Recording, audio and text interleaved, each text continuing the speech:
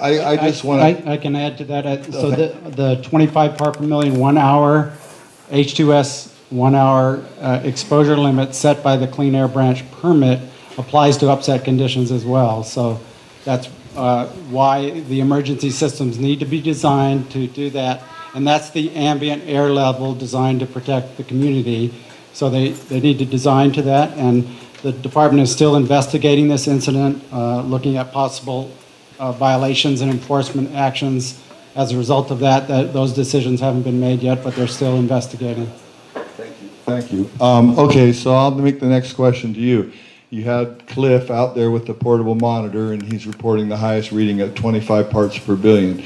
You are aware that on March 13th of last year, the highest reading that PGV or the handheld monitors reported was 28 parts per billion, while Hazmat had a reading of 3 parts per million, or 3,000 parts per billion.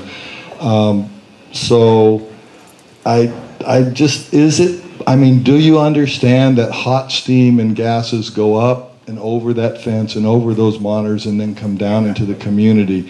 And that if you have a 3,000 ppb in the community and you're telling us, the Department of Health is telling us that it's not a violation of a 25 part per billion hourly average, that's not very comforting. And can you address that at all?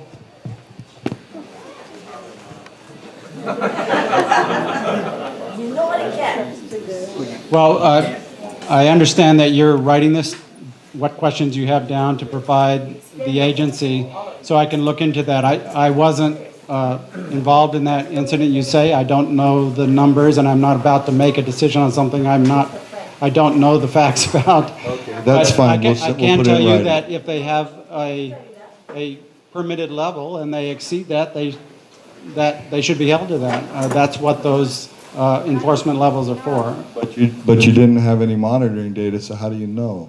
Okay, so I won't put you on the spot. The power was out. We don't know.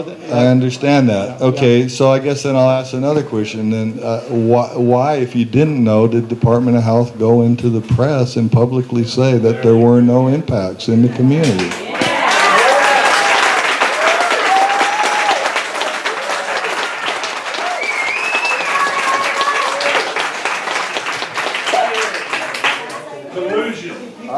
I want to get a real answer to the question. Thank you.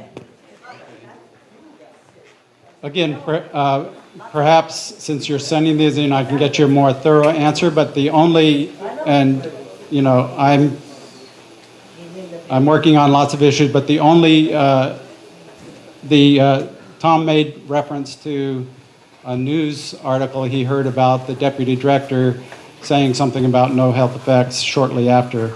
As far, the only one I heard about the deputy director on the news saying something, he was responding to a group of 10 or 12 people that had gone to the emergency response or hospital, and they contacted the physicians of those and asked them, you know, were there documented health effects from those checkups? And as I understand, he was speaking to that issue. So they got the reports back from the physicians, and the physicians. Okay,